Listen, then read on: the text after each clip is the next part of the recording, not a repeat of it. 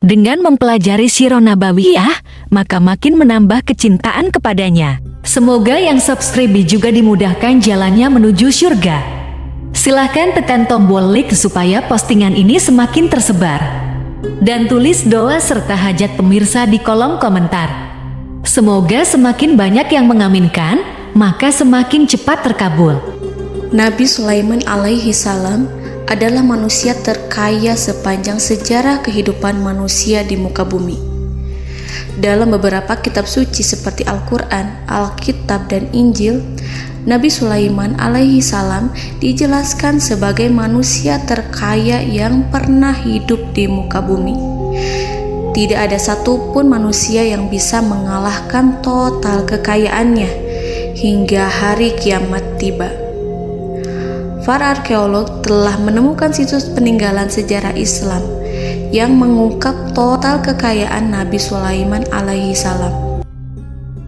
Erez bin Yosef, seorang profesor sekaligus peneliti, ia menyatakan bahwa 3.000 tahun yang lalu Nabi Sulaiman alaihi salam diperkirakan memiliki kekayaan senilai 2,2 triliun US dollar.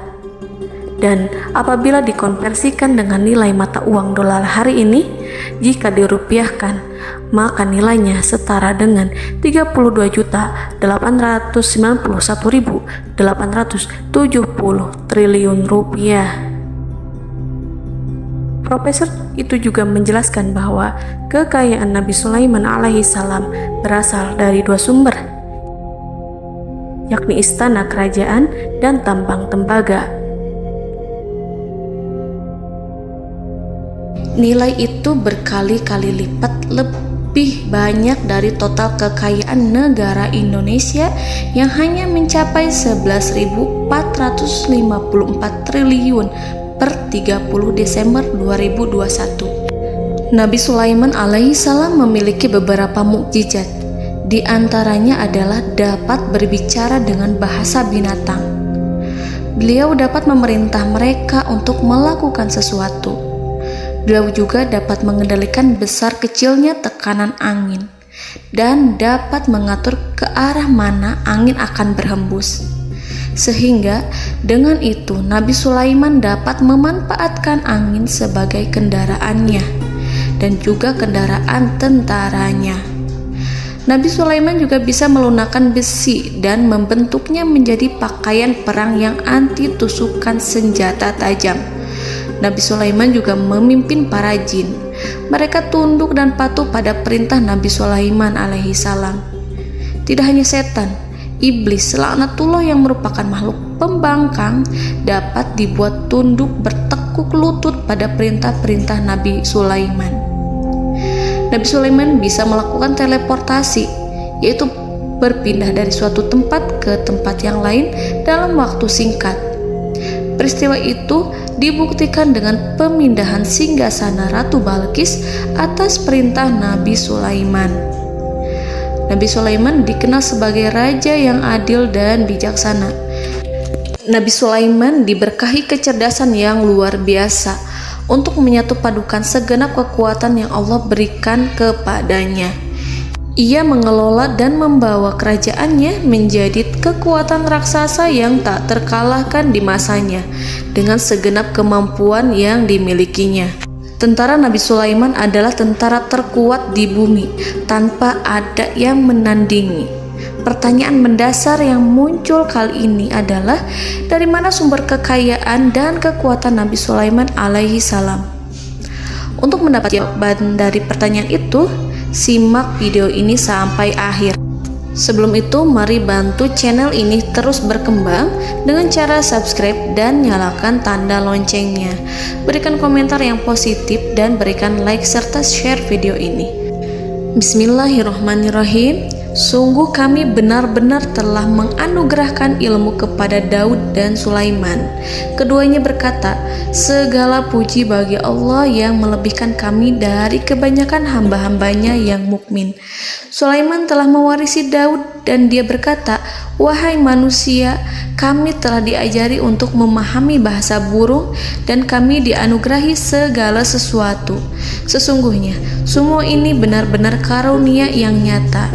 Quran Surat An-Naml ayat 15-16.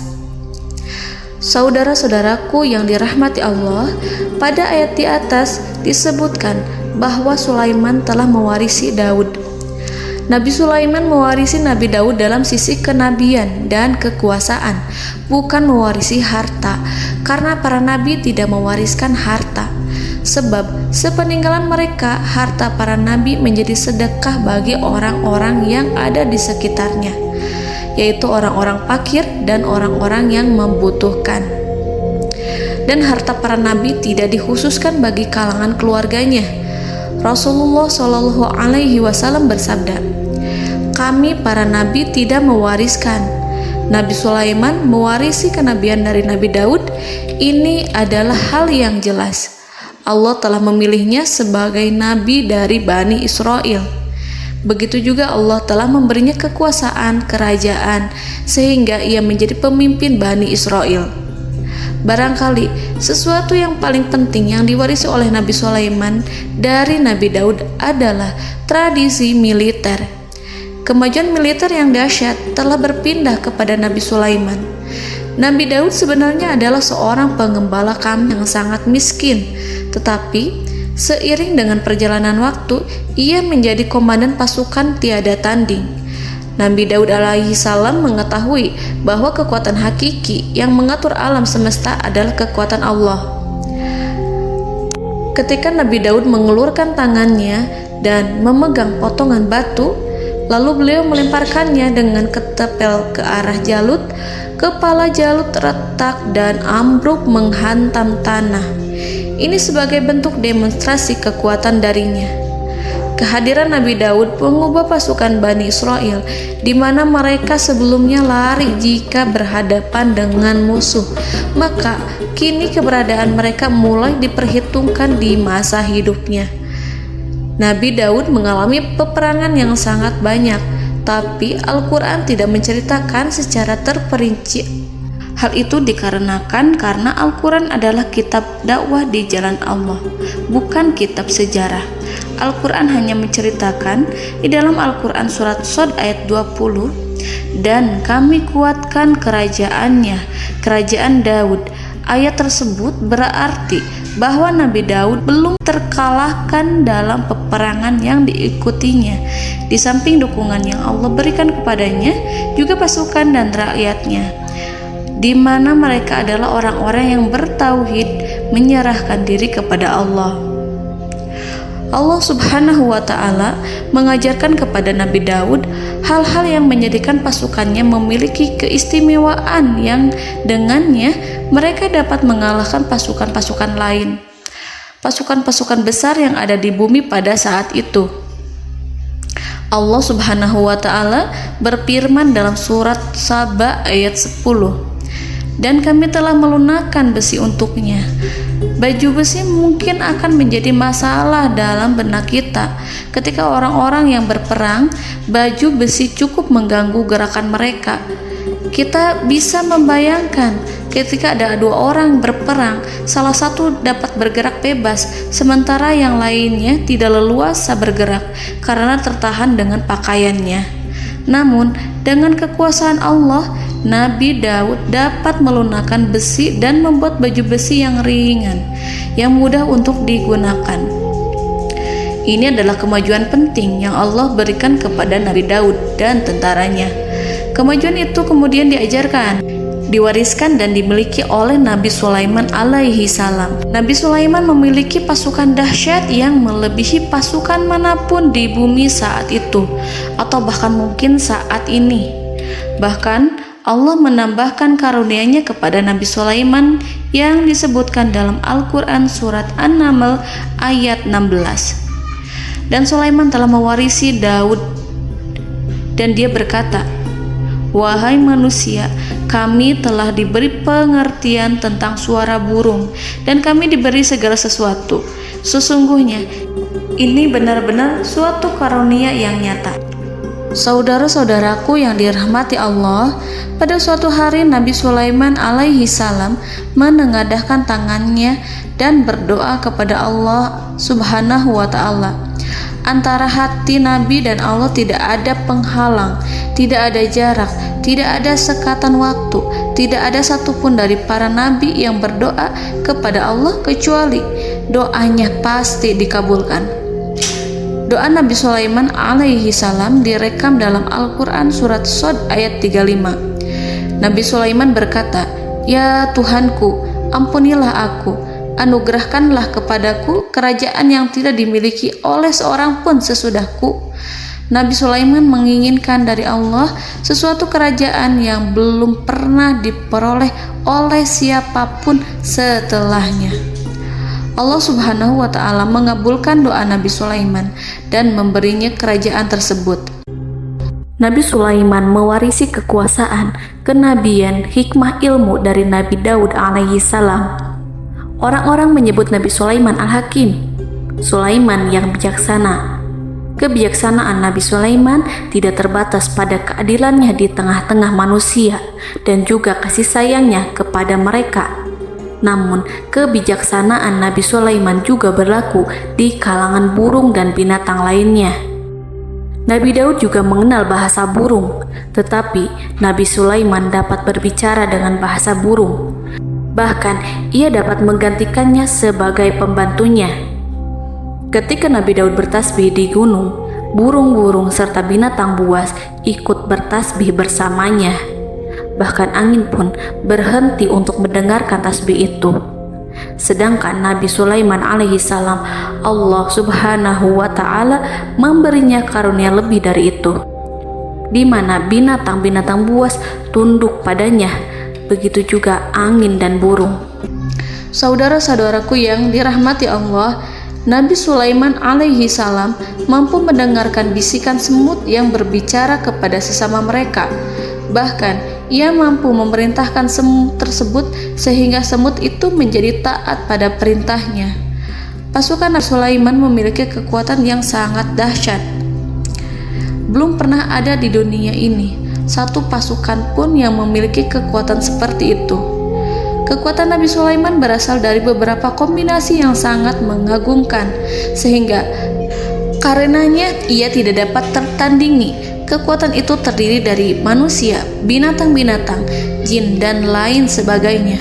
Kita mengetahui bahwa jin adalah makhluk Allah dan manusia tidak mampu melihatnya atau menghadirkannya atau meminta pertolongan kepadanya.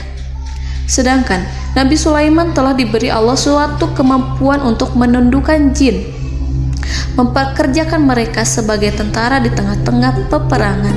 Bahkan ia mampu menjadikan mereka sebagai pekerja-pekerja kasar di kerajaannya saat tidak ada peperangan. Oleh sebab itu, ketika ada pasukan lain yang mencoba melawan pasukan Nabi Sulaiman, mustahil mereka akan mendapatkan kemenangan. Bahkan pasukan Nabi Sulaiman diperkuat oleh pasukan burung. Burung di pasukan Nabi Sulaiman memerankan tugas penting, yaitu menjadi agen intelijen. Kita mengetahui bahwa peranan informasi saat peperangan adalah hal yang penting. Dari informasi tersebut, pasukan dapat mengetahui keadaan lawannya. Demikianlah peranan burung pada pasukan Sulaiman. Ia terbang di tengah-tengah musuh. Kemudian, ia kembali kepada Nabi Sulaiman untuk menyampaikan berita tentang keadaan lawannya. Di samping jin dan burung, Allah juga menundukkan angin untuk Nabi Sulaiman. Nabi Sulaiman dapat memerintahkan angin dan ia mampu untuk menaiki angin tersebut. Dalam Al-Quran surat Shad ayat 36-40, Allah Subhanahu wa ta'ala berfirman, "Kami tundukkan kepada angin yang berhembus dengan baik menurut kemana saja yang dikehendaki Sulaiman. Dan kami tundukkan pula kepadanya setan-setan, semuanya ahli bangunan dan penyelam, dan setan yang lain yang terikat dalam belenggu. Inilah anugerah kami, maka berikanlah kepada orang lain atau tahanlah untuk dirimu tanpa perhitungan, dan sesungguhnya dia mempunyai kedudukan yang dekat pada sisi kami dan tempat kembali yang baik." Saudara-saudaraku yang dirahmati Allah, Allah Subhanahu wa Ta'ala juga memberikan kemampuan yang tak seorang pun dari para nabi mendapatkannya, yaitu kemampuan untuk memerintah setan. Setan adalah salah satu bagian dari jin. Ia adalah kelompok yang celaka dari bangsa jin. Kelompok ini sebenarnya tidak mampu dikuasai oleh manusia. Bahkan jin yang soleh tidak dapat mengatur setan. Adapun Nabi Sulaiman, Allah telah memberinya kekuasaan untuk menundukkan setan dan mempekerjakannya, bahkan mengikatnya dengan rantai serta menghukumnya jika ia menentang pada perintahnya. Setan membangun untuk Sulaiman istana-istana, patung-patung dan alat-alat perang. Bahkan setan-setan itu menyelam ke dasar lautan untuk mengeluarkan permata dan yakut untuk Sulaiman. Jika di antara setan yang menentang perintahnya, maka Nabi Sulaiman alaihi salam mengikatnya dengan rantai. Ini semua menunjukkan kekayaan Nabi Sulaiman dan kekuasaannya, di mana ia mampu mengatur banyak makhluk di bumi ini. Tentu saja, kemampuan itu semua adalah atas izin dari Allah Subhanahu wa Ta'ala sebagai mukjizat darinya.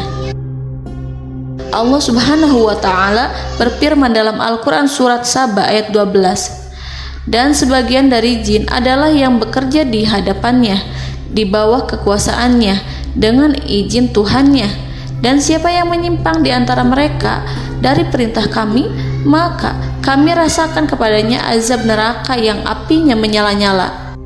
Para jin itu membuat untuk Sulaiman apa yang dikehendakinya, dari gedung-gedung yang tinggi, patung-patung, dan piring-piring yang besarnya seperti kolam, atau periuk yang tetap berada di atas tungku.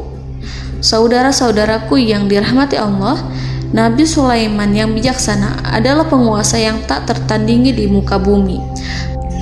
Meskipun memperoleh nikmat-nikmat khusus yang agung itu yang Allah berikan kepada Sulaiman, beliau tetap menunjukkan dirinya sebagai manusia yang paling banyak berzikir kepada Allah dan manusia yang paling banyak bersyukur di zamannya. Saudara-saudaraku yang dirahmati Allah, sebagaimana Allah Subhanahu wa Ta'ala memberikan nikmat kepada ayahnya Nabi Daud alaihi salam, di mana ia mampu melunakkan besi, dan Allah mengajarinya bagaimana cara mencairkan besi, maka Nabi Sulaiman alaihi salam dapat memanfaatkan tembaga yang cair untuk peperangan. Dan juga di saat perdamaian, pada saat peperangan, beliau mencampur tembaga dengan besi dan menjadikannya perunggu. Mereka menggunakan senjata-senjata perunggu dalam peperangan seperti pedang, baju besi, dan juga pisau. Senjata-senjata ini adalah senjata yang paling kuat pada saat itu. Sedangkan di saat damai, tembaga digunakan untuk membuat bangunan, perhiasan, dan sebagainya. Meskipun Nabi Sulaiman mendapatkan nikmat yang besar dan karunia yang khusus, Allah Subhanahu wa Ta'ala mengujinya dengan suatu ujian yang dahsyat. Ujian yang akan selalu datang kepada seorang hamba yang soleh. Ketika hamba itu mendapatkan kedudukan besar, maka ujiannya pun menjadi besar. Allah Subhanahu wa Ta'ala menguji Nabi Sulaiman dengan penyakit. Diceritakan oleh Fahru Roji, Nabi Sulaiman diuji dengan suatu penyakit yang keras, di mana kedokteran saat itu tidak dapat dan tidak mampu mengatasinya. Sakitnya Nabi Sulaiman sangat keras sehingga para dokter dari kalangan manusia ataupun jin tidak mampu menghilangkan penyakit itu. Lalu burung-burung menghadirkan rumput-rumput yang dianggapnya sebagai obat, tetapi Nabi Sulaiman tak kunjung sembuh. Semakin hari penyakit Nabi Sulaiman semakin menjadi-jadi, sehingga ketika Nabi Sulaiman duduk di atas kursi, ia duduk bagaikan tubuh tanpa roh. Seakan-akan ia mati karena saking keras penyakit yang dideritanya. Sakit yang diderita oleh Nabi Sulaiman alaihi salam berlangsung sangat lama. Namun Nabi Sulaiman tidak henti-hentinya berzikir kepada Allah dan meminta kesembuhan kepadanya, serta selalu beristighfar dan mengungkapkan rasa cinta kepadanya. Selesailah ujian Allah terhadap hambanya Nabi Sulaiman. Beliau pun sembuh Nabi Sulaiman merasakan kembali kesehatannya setelah ia mengetahui segala kejayaan dan segala kekuasaan serta segala kebesarannya tidak lagi mampu menghilangkan penyakit yang dideritanya kecuali jika Allah menghendaki. Saudara-saudaraku yang dirahmati Allah, Nabi Sulaiman telah membangun tempat ibadah, tempat sujud, sehingga manusia menyembah Allah di dalamnya. Orang-orang yang membangunnya berjumlah puluhan ribu orang. Tentu setiap kelompok dari mereka memiliki pekerjaan masing-masing. Di antara mereka ada yang mencairkan tembaga, di antara mereka ada yang tukang pahat, ada yang tukang ukir, ada yang membelah batu, ada yang memotong kayu, ada yang mendatangkan rumput-rumput dari Libanon, ada yang mendatangkan emas dan menjadikannya lempengan-lempengan yang mengkilat untuk menutupi kayu serta untuk melapisi dinding-dinding. Bahkan golongan jin pun membantu membangun tempat tersebut, tentu dengan perintah dan bimbingan Nabi Sulaiman. Mereka membuat patung-patung yang besar, membuat bejana yang besar untuk tempat makan para tentara dan pekerja, yaitu bejana seperti gunung. Karena saking berat dan besarnya, mereka juga membuat tempat-tempat minum yang besarnya seperti kolam. Nabi Sulaiman mengawasi para pekerjanya dan juga mengurusi masyarakatnya, di mana beliau mengenali problem mereka dan berusaha memecahkannya. Beliau juga mengawasi pasukan dari kalangan binatang dan burung. Beliau mengetahui apabila ada satu di antara mereka yang tidak datang, kemana ia pergi serta mengapa ia pergi. Nabi Sulaiman menguasai pengetahuan itu semua. Nabi Sulaiman bukan hanya mengetahui problem tentara-tentaranya dari kalangan manusia ataupun tentaranya dari kalangan burung, namun ia juga menunjukkan kasih sayang terhadap semut, di mana beliau mendengar bisikannya dan tidak suka untuk menginjaknya. Nabi Sulaiman selalu menundukkan kepalanya ke bumi sebagai bentuk rasa rendah diri dan syukur kepada Allah. Pada suatu hari, Nabi Sulaiman alaihi salam berjalan di depan tentaranya dan tiba-tiba ia mendengar suara semut yang berkata kepada temannya dari kalangan semut. Hal itu terekam dalam Al-Quran surat An-Naml ayat 18-19. Wahai semut-semut, masuklah ke dalam sarang-sarangmu agar kamu tidak terinjak oleh Sulaiman dan tentaranya, sedangkan mereka tidak menyadarinya. Nabi Sulaiman alaihi salam tersenyum mendengar itu dan ia berdoa, "Ya Allah, ya Tuhanku, berilah aku ilham untuk tetap mensyukuri nikmat-Mu yang telah Engkau anugerahkan kepadaku dan kepada kedua orang ibu bapakku, dan untuk mengerjakan amal soleh yang Kau ridhoi, dan masukkanlah aku ke dalam rahmat-Mu, ke dalam golongan hamba-hamba-Mu yang soleh." Saudara-saudaraku yang dirahmati Allah, meskipun Nabi Sulaiman mendapatkan kekuasaan dan memiliki tentara yang besar, namun beliau menunjukkan kasih sayang terhadap bangsa semut. Beliau mendengarkan bisikannya dan melihat semut yang ada di depannya. Oleh karena itu, tak mungkin baginya untuk menginjak golongan semut itu. Nabi Sulaiman bersyukur kepada Allah telah memberinya nikmat, yaitu nikmat rahmat dan kasih sayang. Di samping itu, Nabi Sulaiman alaihi salam adalah orang paling kaya di dunia. Istananya terbuat dari kayu gaharu yang memiliki wangi harum. Istananya terbuat dari emas yang terkadang dari kristal. Beliau juga memiliki kursi besar yang terbuat dari emas dan permata. Istana Nabi Sulaiman merupakan istana yang paling besar di dunia. Nabi Sulaiman menggunakan pakaian dari emas dan permata. Meskipun demikian, Nabi Sulaiman tetap menunjukkan sebagai hamba yang berserah diri dan rendah diri di hadapan Allah Subhanahu wa Ta'ala. Nabi Sulaiman yang merendahkan diri di hadapan Allah, ia selalu sujud kepada Allah sebagaimana ayahnya yang selalu bertasbih pada Allah. Nabi Sulaiman selalu melantunkan lagu-lagu cinta ilahi dan hanya memuji Allah Subhanahu wa Ta'ala. Pada suatu hari, Nabi Sulaiman alaihi salam mengeluarkan perintah kepada pasukannya untuk bersiap-siap. Kemudian, Nabi Sulaiman keluar dan memeriksa pasukannya satu demi satu. Kelompok yang pertama adalah kelompok manusia. Nabi Sulaiman memperhatikan kesiapan mereka. Lalu Nabi Sulaiman mengeluarkan perintah-perintah kepada mereka. Kemudian Nabi Sulaiman memeriksa kelompok jin dan menyampaikan perintahnya kepada mereka. Beliau memenjarakan jin yang tampak bermalas-malasan saat bekerja. Lalu beliau memeriksa binatang dan berkata kepada mereka, apakah mereka sudah makan dengan baik? Apakah mereka tidur dengan nyenyak? Apakah ada yang mengadu pada mereka, misalkan karena penyediaan makanan yang tidak layak? Apakah ada di sana yang sakit dan lain sebagainya? Ketika Nabi Sulaiman merasa puas dengan semuanya, Nabi Sulaiman memasuki tenda tempat berkumpulnya para burung.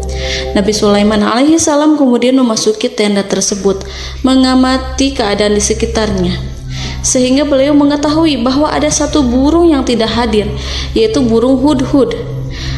Mengapa aku tidak melihat burung hudhud?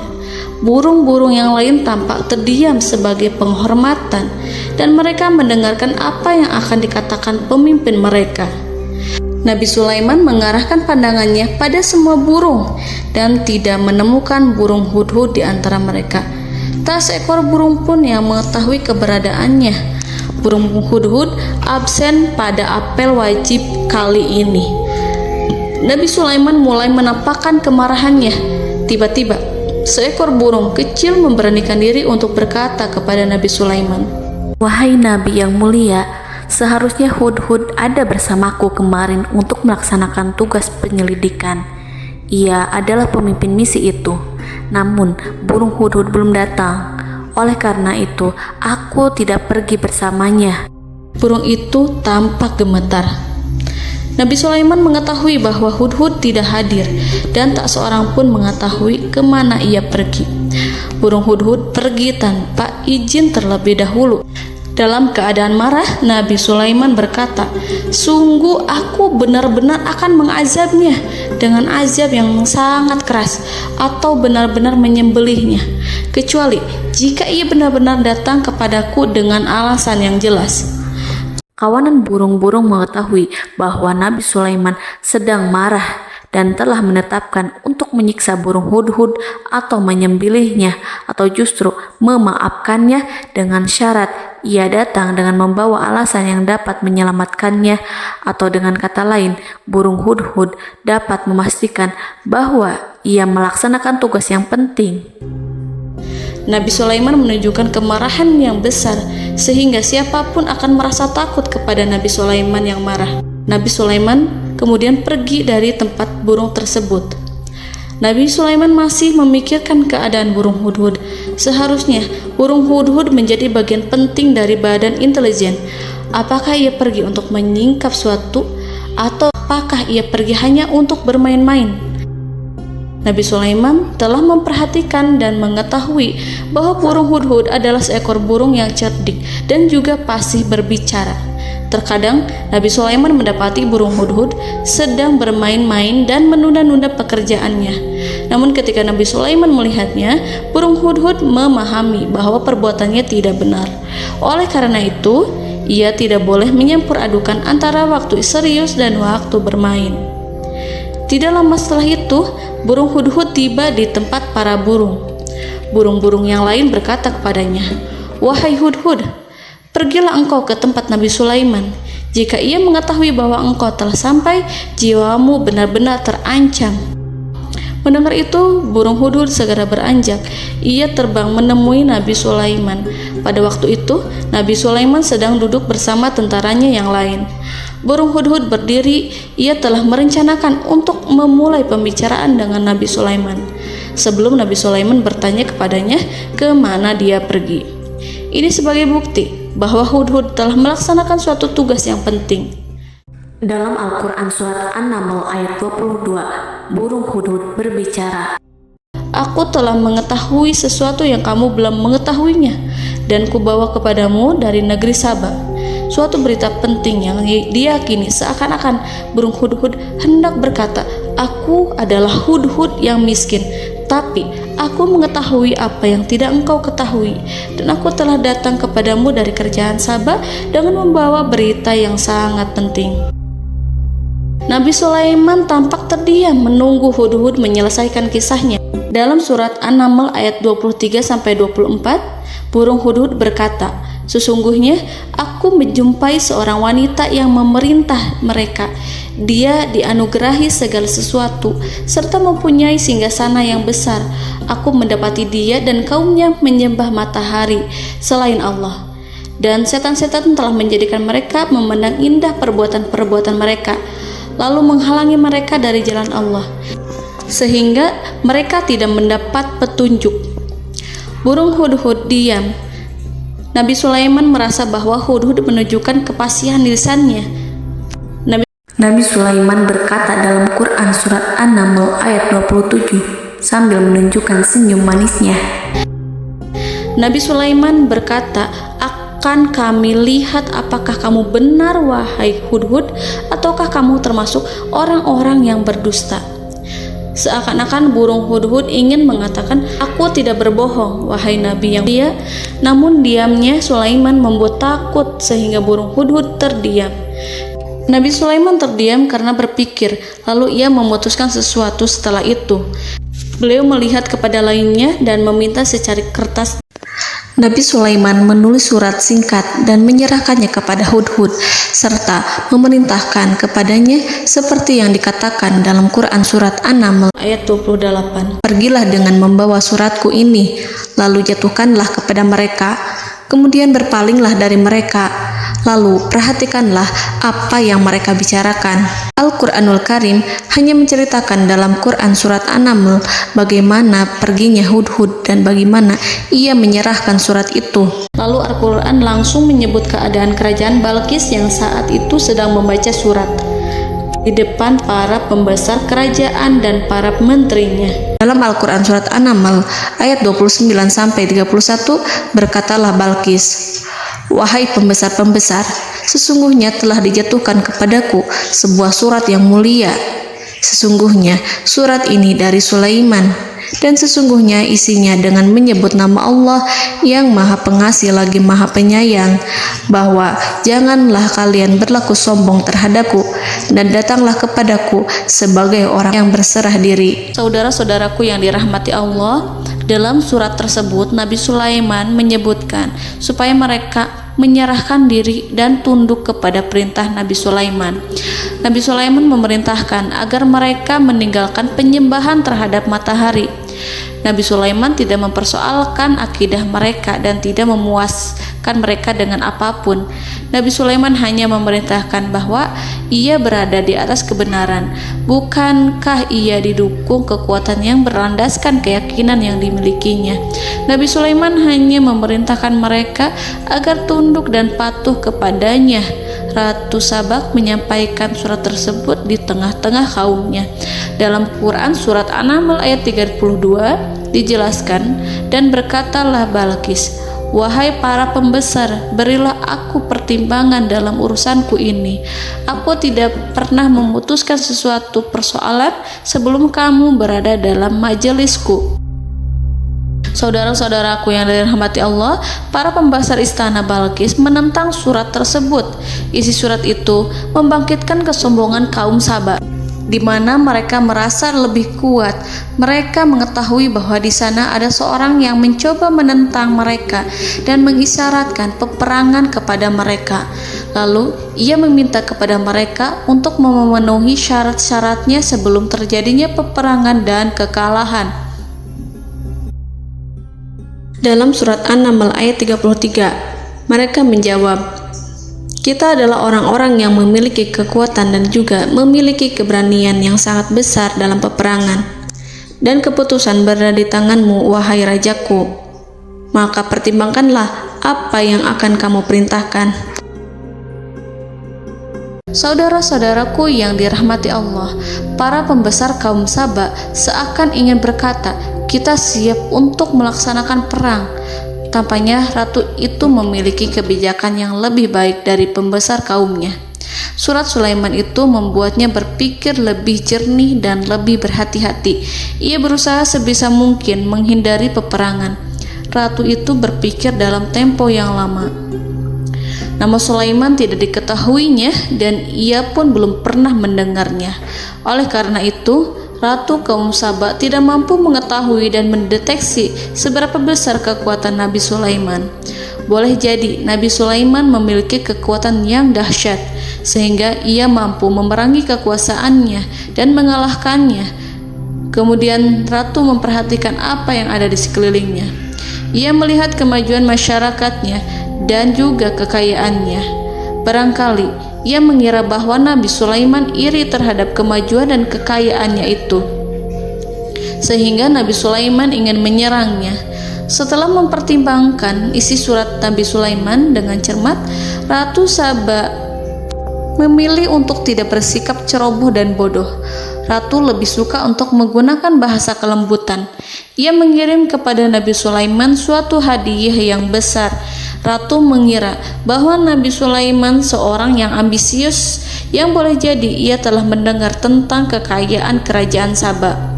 Para utusan pergi dengan membawa hadiah dari Ratu Saba.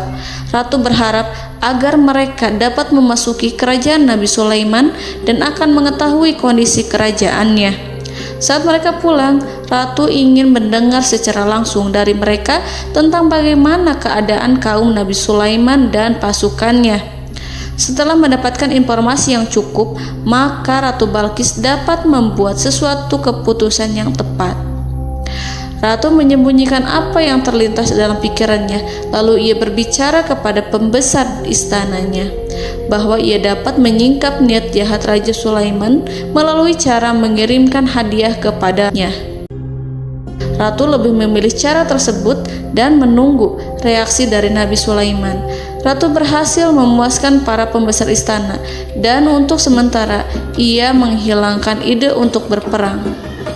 Karena para raja jika menyerang suatu desa, maka pemimpin desa tersebut adalah orang yang paling banyak mendapatkan kehinaan. Akhirnya, para pembesar kaumnya merasa puas dengan pikiran Ratu Balqis. Saudara-saudaraku yang dirahmati Allah, dalam surat An-Naml ayat 34-35 dijelaskan, Ratu Balqis berkata, "Sesungguhnya raja-raja apabila memasuki suatu negeri, niscaya mereka akan membinasakannya dan menjadikan penduduknya yang mulia menjadi hina.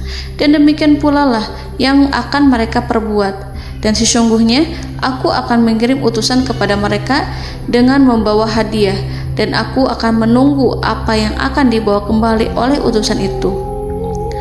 Kemudian sampailah hadiah dari Ratu Balqis kepada Nabi Sulaiman. Para intelijen Nabi Sulaiman memberitahunya bahwa utusan Balqis datang dengan membawa hadiah.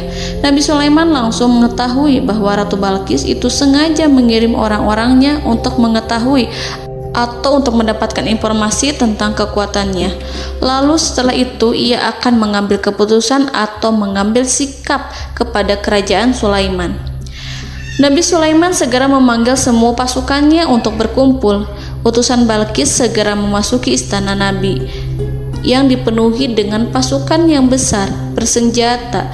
Melihat itu, utusan Ratu Balqis tercengang dan terkejut ketika mereka melihat kekayaan yang mereka bawa tidak ada apa-apanya dibandingkan dengan kerajaan Nabi Sulaiman.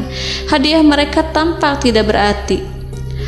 Emas yang mereka bawa tampak tidak memiliki makna saat mereka memasuki istana Nabi Sulaiman yang terbuat dari kayu-kayu pohon gaharu yang mengeluarkan bau yang harum serta dihiasi dengan emas permata. Para utusan Ratu Balqis berdiri bersama Nabi Sulaiman dan menyaksikan bagaimana Nabi Sulaiman mengendalikan pasukannya. Kemudian mereka mulai berpikir tentang kekuatan dan kualitas pasukan Nabi Sulaiman. Betapa kagetnya mereka ketika melihat di tengah-tengah pasukan itu terdapat singa, burung, dan tentara dari kalangan manusia yang mampu terbang. Mereka pun sadar bahwa mereka di hadapan pasukan yang tiada tandingannya. Selesailah demonstrasi pasukan Nabi Sulaiman. Kemudian para utusan ratu dipersilahkan maju ke tempat hidangan makanan. Para utusan itu sangat terkejut ketika melihat berbagai macam makanan dari penjuru dunia ada di depannya. Dan di antara makanan itu terdapat pula makanan yang biasa ditemukan di negeri mereka. Tetapi mereka melihat bahwa makanan itu memiliki rasa yang lebih istimewa.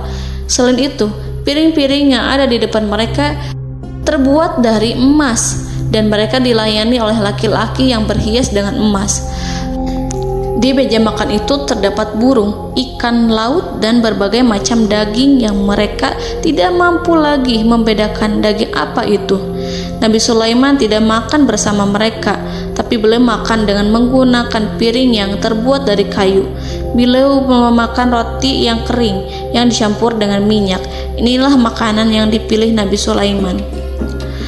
Makan bersama mereka dalam keadaan diam, mereka merasa kehadiran Nabi Sulaiman menciptakan suatu wibawa yang luar biasa.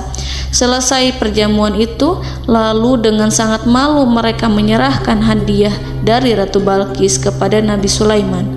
Hadiah itu berupa emas yang bagi mereka hadiah itu sangat bernilai tinggi. Tapi di sini hadiah itu tampak kecil di hadapan kekayaan-kekayaan Nabi Sulaiman yang sangat mengagumkan. Nabi Sulaiman memperhatikan hadiah dari Ratu Balqis itu dan berkata dalam Quran surat An-Naml ayat 36, "Maka apa yang diberikan Allah kepadaku lebih baik daripada apa yang diberikannya kepadamu, tetapi kamu merasa bangga dengan hadiahmu."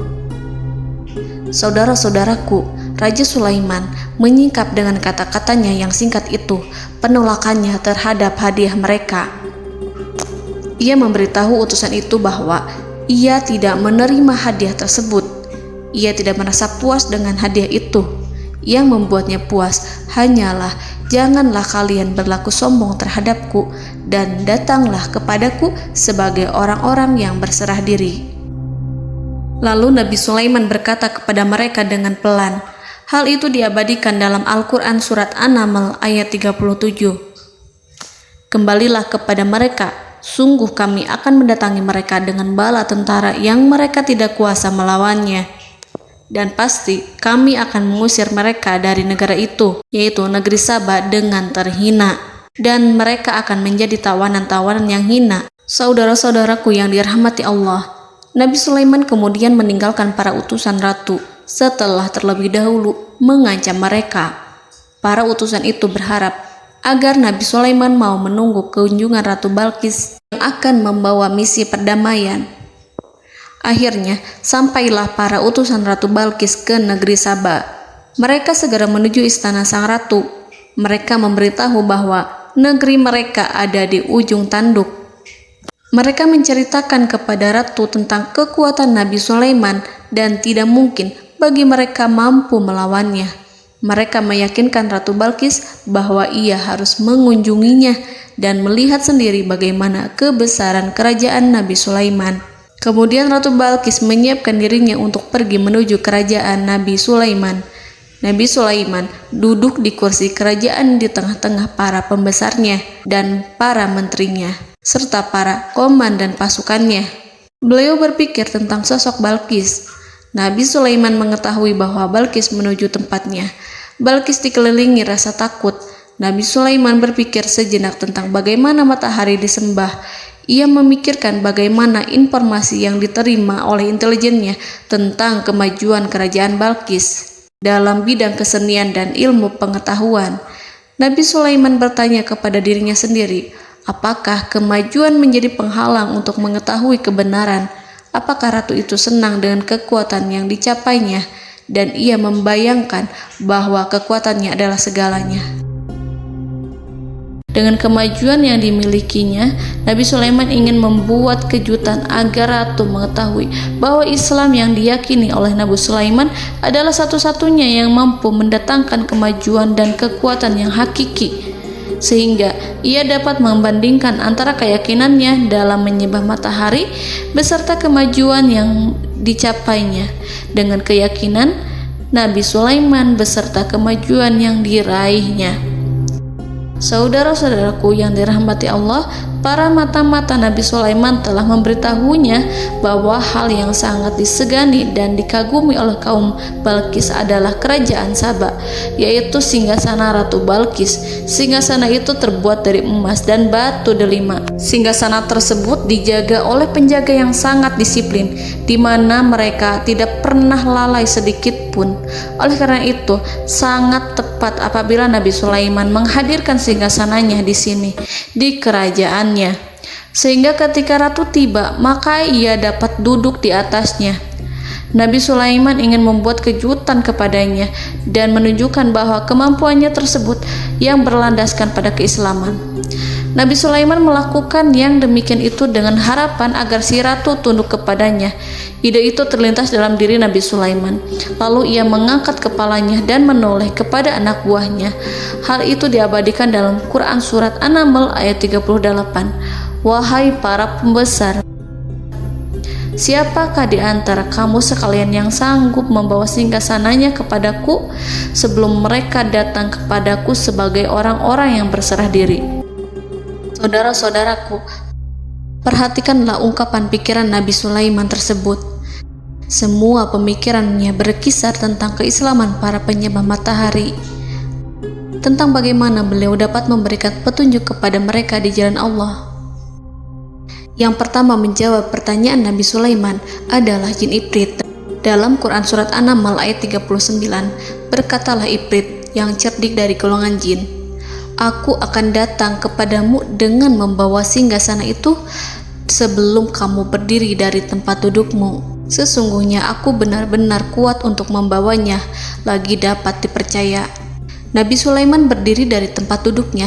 Setelah 1 jam atau 2 jam, jin itu berjanji kepadanya untuk menghadirkan singgasana Balkis. Sebelum itu, istana Nabi Sulaiman di Palestina, sedangkan istana Balkis terletak di Yaman.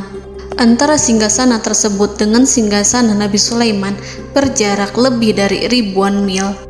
Barangkali pesawat yang cepat sekalipun yang kita kenal hari ini tidak akan mampu membawa dan mendatangkan istana itu dalam waktu 1 jam.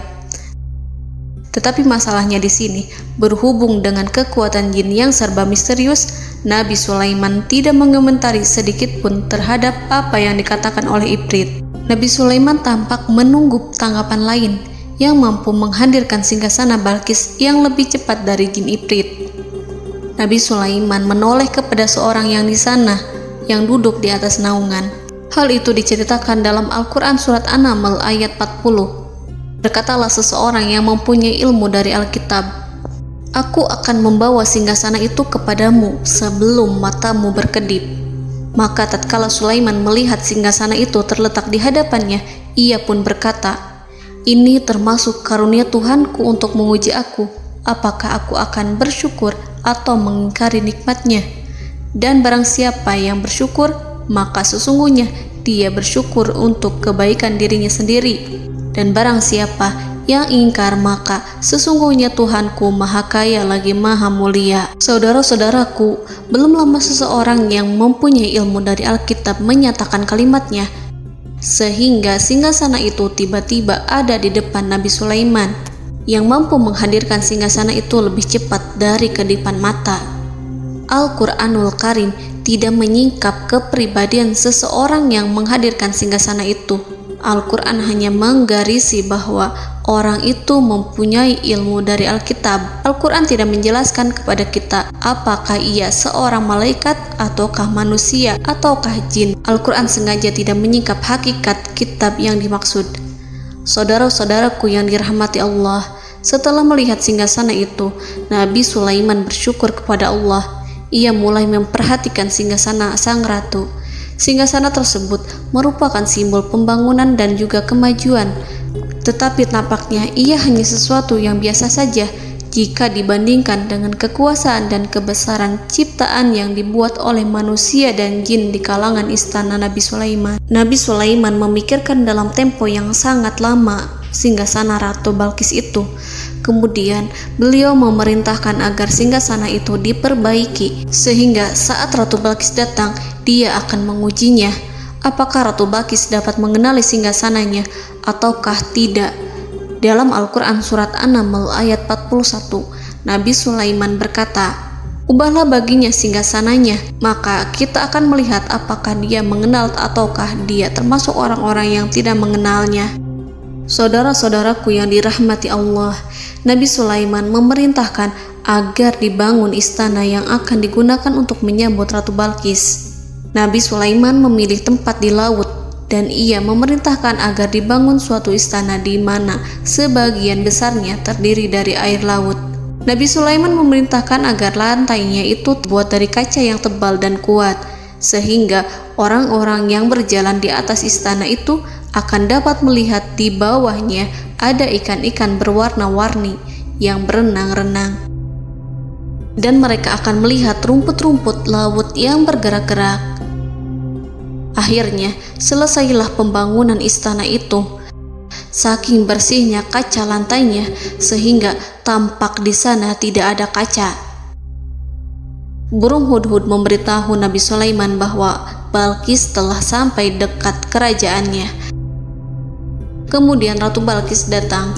Al-Quran tidak menyebutkan keadaan Nabi Sulaiman saat menyambut Balkis, namun Al-Quran menunjukkan dua sikap Ratu Balkis. Yang pertama, bagaimana sikap Balkis ketika pertama kali melihat singgasananya yang datang mendahuluinya, padahal ia telah meninggalkan pengawalannya untuk tetap setia menjaga singgasananya itu. Keadaan kedua adalah keadaan di depan istana yang dibangun untuk penyambutan Balkis. Istana itu penuh dengan permata yang berenang-renang di bawahnya ikan-ikan. Dalam Quran Surat An-Naml ayat 42 dijelaskan, dan ketika Balkis datang, ditanyakanlah kepadanya, serupa inikah singgasanamu? Balkis menjawab, seakan-akan singgasana ini adalah singgasanaku. Kami telah diberi pengetahuan sebelumnya, dan kami adalah orang-orang yang berserah diri. Saudara-saudaraku, pada dialek di atas, Balkis melihat singgasananya dan ia tercengang saat mengetahui bahwa itu adalah singgasana miliknya. Namun kemudian ia mulai ragu karena melihat tidak sepenuhnya itu singgasana miliknya. Jika itu benar-benar miliknya, lalu bagaimana ia datang mendahuluinya? Dan bila bukan singgasananya, maka bagaimana Sulaiman dapat meniru sepersis dan seteliti itu? Padahal Sulaiman tidak pernah sekalipun ke kerajaannya. Nabi Sulaiman berkata saat melihat Balkis mengamati singgasananya, apakah ini singgasanamu? Balkis terlihat sangat kebingungan, namun setelah itu ia menjawab, sepertinya benar. Nabi Sulaiman berkata, kami telah diberi ilmu sebelumnya dan kami sebagai orang-orang muslim.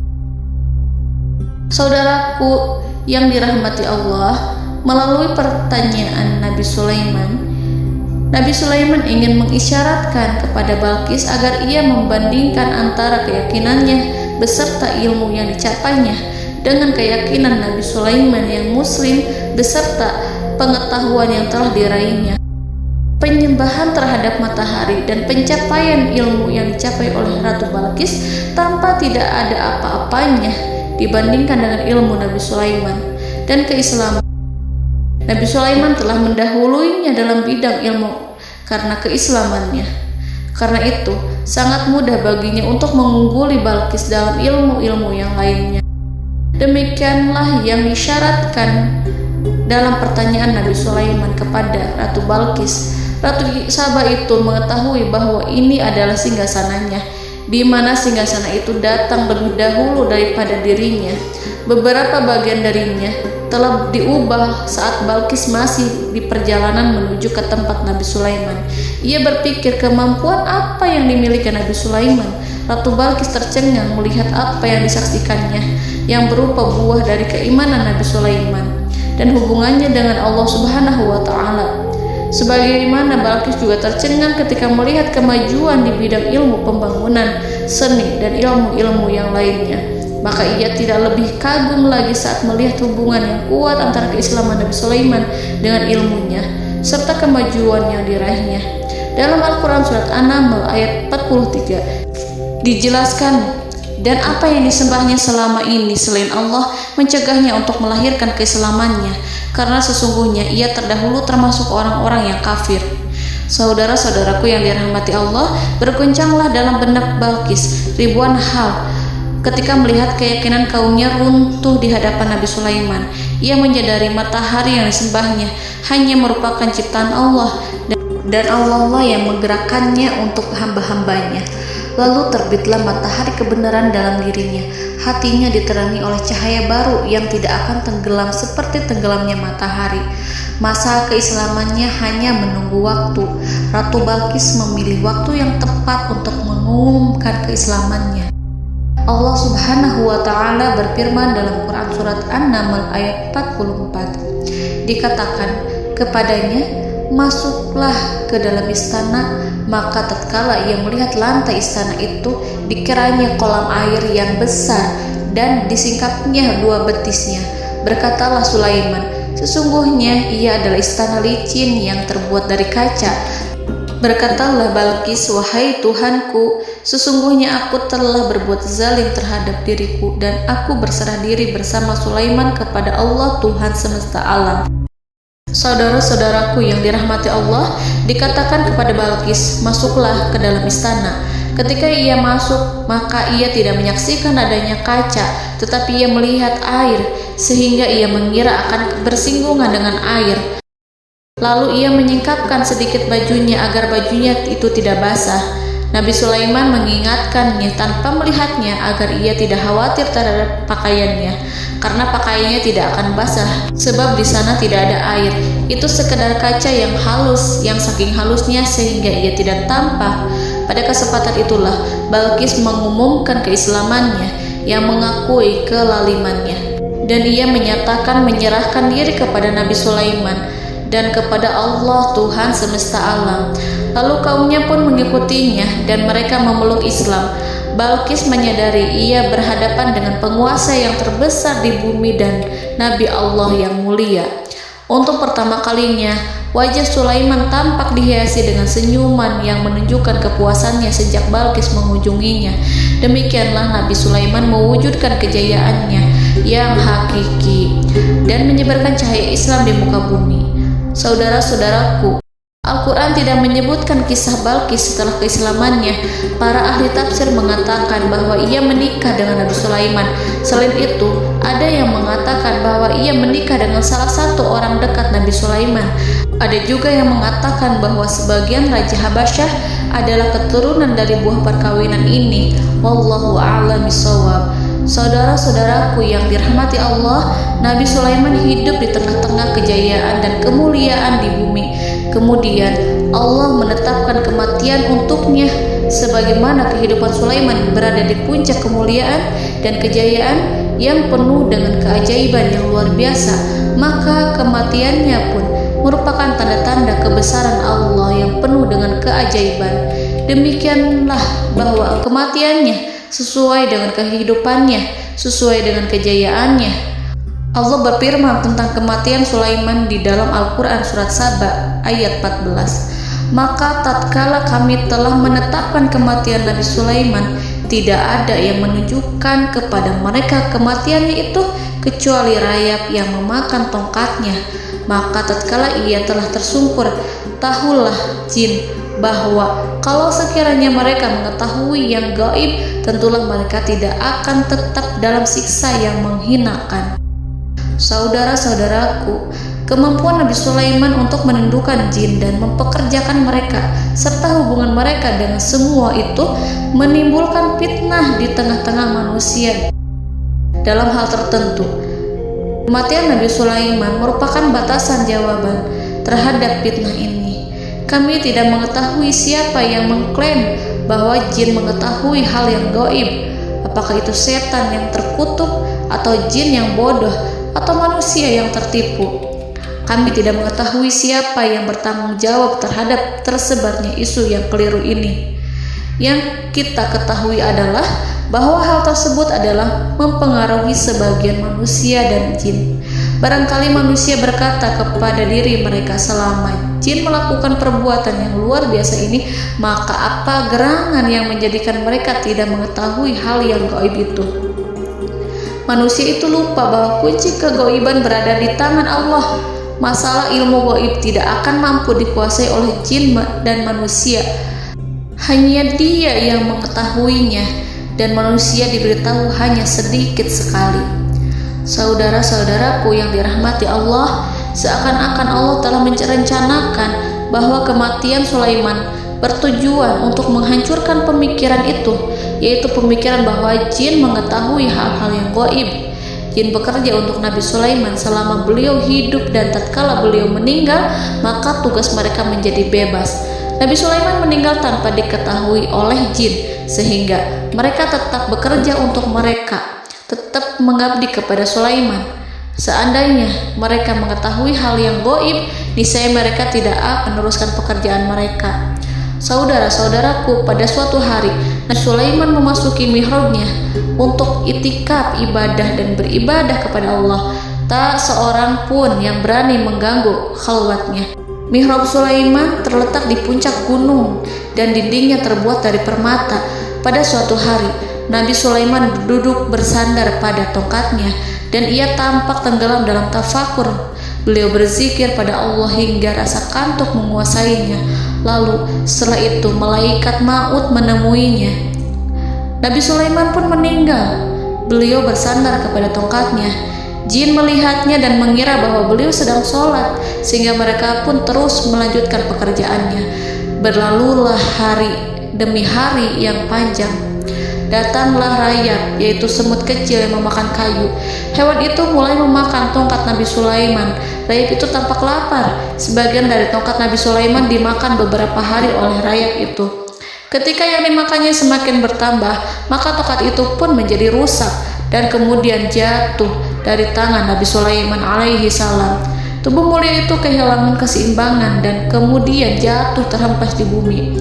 Tatkala tubuh suci itu tersungkur, maka manusia segera menuju ke arahnya. Mereka menyadari dan mengetahui bahwa Nabi Sulaiman telah meninggal dalam waktu yang lama. Jin menyadari bahwa mereka tidak mengetahui hal yang gaib, dan manusia pun mengetahui hakikat ini. Seandainya jin mengetahui hal yang gaib, niscaya ia tidak akan meneruskan siksa yang hina. Mereka tidak akan bekerja kepada Sulaiman. Demikianlah Nabi Sulaiman alaihi salam meninggal dalam keadaan duduk dan sholat di mihrabnya. Lalu berita itu tersebar bagaikan api di bumi. Manusia, burung, dan binatang buas mengantarkan jenazah Nabi Sulaiman. Sekawanan burung tampak sedih dan menangis. Semua makhluk bersedih. Akhirnya tak seorang pun mengetahui bahasa burung di bumi. Meninggallah seorang yang memahami pembicaraan burung, binatang-binatang, jin, dan lain sebagainya. Burung-burung itu berkata, betapa beratnya kehidupan di tengah orang-orang yang tidak mengetahui pembicaraan kita. Allahu a'lam.